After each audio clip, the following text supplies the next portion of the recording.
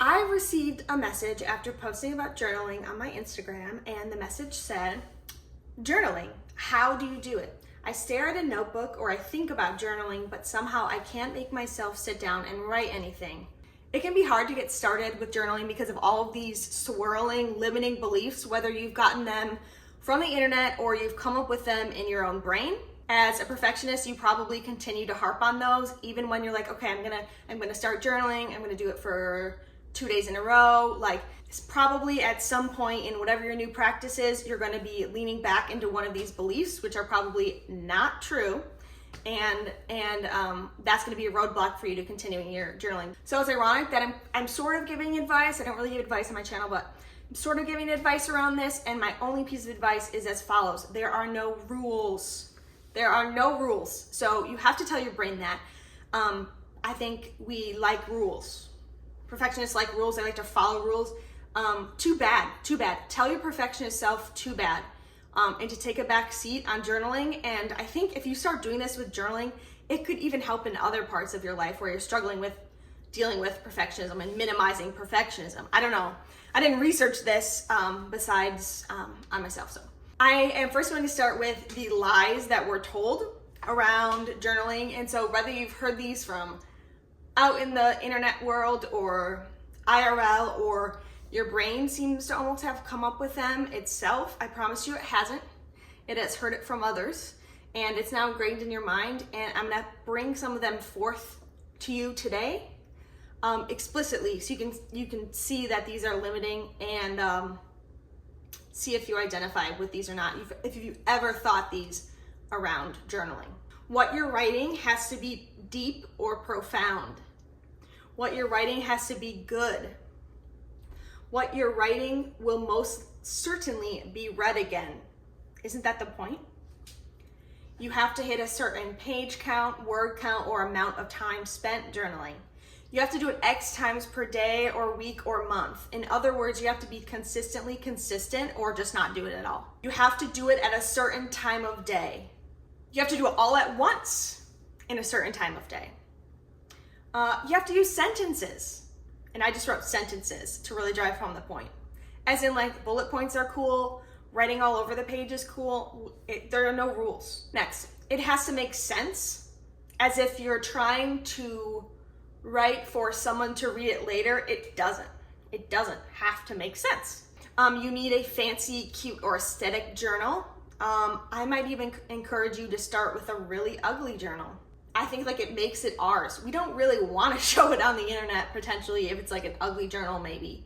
So maybe even start with an ugly one. Make it just for yourself while you're getting into that routine. And you don't have to tell anyone about this journaling. Or you could tell everyone. You could bring them along every single day. You could send someone this video and you could be journaling buddies. Next, and finally, and this is kind of a hot take, but journaling is always a good idea. So I say this because if you're in a really dark place and you sit down to write out your thoughts, you're probably going to be writing the same thoughts that are going in a downward spiral over and over again, sort of making you feel a lot worse after journaling. And just now you've written those, you've had those words in your head for a while. Now you've written them, you've been reading them, they're on paper. Like, it's almost like it's solidifying them more maybe. That's not exactly the case, but I feel like in some ways there has to be some caution when you are journaling on anything that has to do with being in a dark space right then, or even journaling on anything that's trauma from the past. And what I recommend is that you would consult with a professional ahead of like getting into that work. That's just because that they can help guide you. So I don't know. I don't know that journaling is always a good idea, but let me know. Let me know in the comments if you feel differently. Okay, so the next thing I want to talk about is the functions of journaling. This will help you decide how you want to journal or what ways you want to journal. And first, it's establishing why you want to get into journaling, because there are a lot of different reasons and a lot of different purposes that it can serve. So establishing the why can help you come up with a routine for yourself. So some examples of the functions of journaling are it could serve as a brain dump. It could increase creativity. You're looking for it to increase your creativity. You're thinking through things. You're making a decision. You want to write more. You want to write more words in a day. It's for archival purposes. You want to look back. You want to look back at stuff, what your life was like. What your life was like, period. Greater productivity and steps towards goals. We'll talk about that.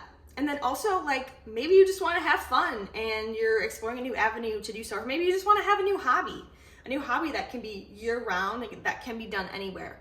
Those are just some of the functions. If any of them hop out to you, hold on to that as we go into this next section. All right, this next section is talking about ideas of kinds of journaling. And so before I even start with those, I want to make a couple points clear. Number one, journaling can be digital, analog, or combination of the two. Number two, I'm going to de-influence you potentially. It's if this resonates with you. I'm going to de-influence you from buying journals that have the date on every single page. And the reason I say that is if you skip a day or multiple days, which is totally normal and good for you, you should be doing that, I feel like, because it shows you're not going for perfectionism. Say you skip a day or a few days, now you're opening up your journal and you're like, God, well, I didn't even do it all of last week. Shame on you. Shame on me. Shame on everyone involved. No, we're not doing that with the shame. So if you think that's a trap that you would fall into, that like you missed a day or something like that, skip the dated notebooks. Don't do that. Finally, I'm going to break the journaling into two areas, guided and unguided. But no, it can be a combination of guided and unguided. And maybe there's such thing as like semi-guided and anti-guided. I don't know. First of all, let's talk about unguided journaling. One idea for doing that is just sit down and doing a stream of consciousness or a brain dump to get all of that just stuff out of your brain on paper. It's been distracting to you. It's like it's being noisy up there, and you're just gonna get it down on paper. That's all you're gonna do. That doesn't have a page count. It doesn't have a time count. It doesn't have a consistency, times per week count. It doesn't have a set time of day. I mean, you're gonna find that with all of these. Now I'm going to address Morning Pages by Julia Cameron. If you've been watching other journaling videos, you might have heard of these. Morning Pages are 3 pages of stream of consciousness writing first thing when you wake up in the morning every single day. I did this for 60 days straight or something at the beginning of this year. And that's great for me. And I learned a ton. Actually, big benefits from that, I will say. I actually have finished journals from doing that. Journals that I've had for like 10 years. I filled them up. Not that filling it up is the goal, but you can see that there's like increased time and then therefore increased amount of pages that you're using. As it is right now, I am not as strict about the 3 pages of stream of consciousness straight away in the morning every single day as I was when I was experimenting with it at the beginning of the year. That's totally fine. Do 1 page. I know this is very, like, if you've read the book and you're a devout follower of and practitioner of the Morning Pages, this is like sacrilegious to you. This is sacrilege to you. I totally get it. But I think I say this a lot, but anything worth doing is worth doing imperfectly, and it's worth doing for a short period of time. It's worth doing in the cracks of the day. And if you're someone who's like, no, I feel like I have to do the 3 pages thing. I really think I have to do that just because it's principle and, it's widely known. For that, I say to you, no, you don't. No, you don't. Sometimes I don't make time to do them, but it's on my habit tracker and I do it probably 5 days a week. This journal actually, good timing. I actually finished today. So, yeah, this is from Papier. Okay, but it doesn't matter because the appearance of these doesn't matter, okay? Okay, doesn't matter. I didn't mean to drop brands. Never mind. I'm not gonna drop any brands. Delete that. Next, we're gonna get into, so it's still unguided, but I'm gonna talk about more digitally as far as voice memos to yourself. So I know voice memos are like very cool right now to send to your friends, etc., your clients maybe, but you can just record voice memos to yourself, because I think some people just like talking and it just feels better and it feels faster, and that's just what they prefer to do. They're a yapper. And you can do this just on your phone with whatever the Memos app is. There are also at least one app out there where it'll basically attach it to the day, and maybe it'll transcribe or something for you, so it stays in that app. So, and maybe it's password protected or something like that. I'll try to find what that is and I'll put it on the screen. But yeah, so I haven't done this method, but I think this is a great method. I think this is also a great method if, say, you're going on a walk and you can't write right now. You can talk to yourself in a voice memo, and it just looks like you're on the phone. It's no big deal. It just looks like you're like on the phone. The next one for unguided I have is called, it's called Hit It and Quit It, because that's just what I thought. That's just what I thought it could be called. And what this means is like, so on paper, you are throwing it away immediately. You're ripping it up immediately. You're writing stuff down and like, that's it. No one sees that ever. There's nothing to show for what you just did. It's just it's for you on the inside. Second idea, deleting it digitally after you write it. Deleting it and then emptying it from the trash. That's Hit It and Quit It. And I don't think we give that one enough credit. It's kind of like the idea of like, write this person that you had a breakup with a letter, and then you never have to send it, but just writing the letter will help you. It's kind of like that. Now I'm going to get into the guided section. First of all, prompts, using prompts. I think prompts can be very, very helpful. I don't use prompts every time I journal.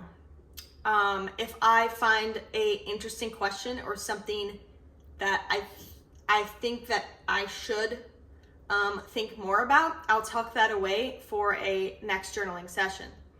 Also, if you're on Pinterest or something, or if you're reading a book and you find a really good question in there, write it down somewhere. You can even write it in your notebook if you use a notebook, or you can put it in some online app if you use your phone, or a combination of the two. On days when you feel like doing prompts, you ask yourself, what sounds fun today? And what sounds fun in the journaling world is a prompt today. Then you can go look at those prompts and pick one. I do recommend a variety of different kinds of prompts. So, right, you don't want them all to be heavy, or it's possible that you might not ever want to go touch the prompt. So I would put some fun ones in there too. And that can just get you started when you feel like blah, or you feel like mindless journaling, or you feel like getting creative a little bit, like a creative fiction thing. I don't know. There are no rules. Another kind of guided meditation is gratitude journaling, which I'm sure you've heard of that. Basically, it's just writing 3 to 5, one thing that you're grateful for, either when you wake up or you go to bed or whatever time. And that's gratitude journaling. One more thing in guided is interest-based journaling. I think this is so very fun. It is whatever you have an interest in and journaling about it. Some ideas.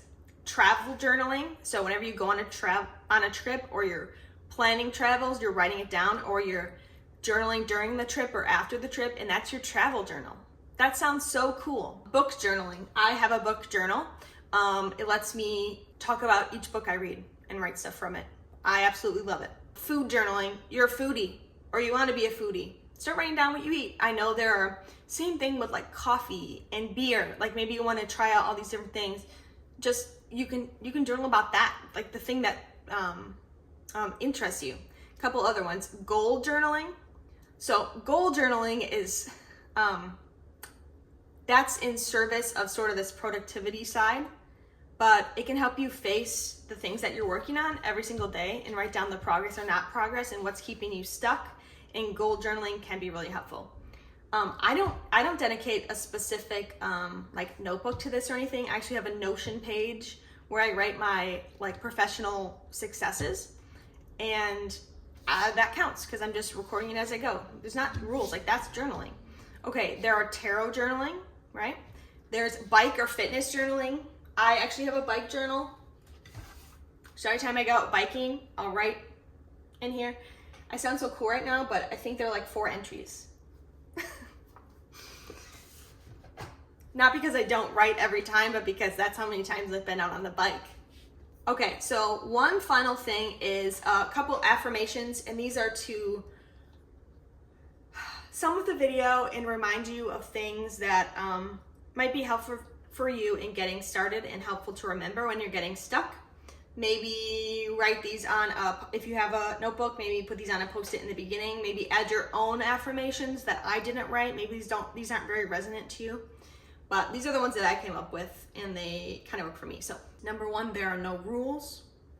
Number 2, it's not that deep, right? You don't have to overthink everything. Number 3, it's all right. There's no wrong, but it's all right, everything you're doing. Number 4, mundane is beautiful, and so is simple. You said, I went to the gas station today.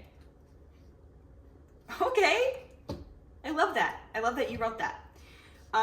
And 5, you and your inner censor and your inner critic are 2 different entities. So like that inner censor that says, no way you can write that. No way, I know you think that.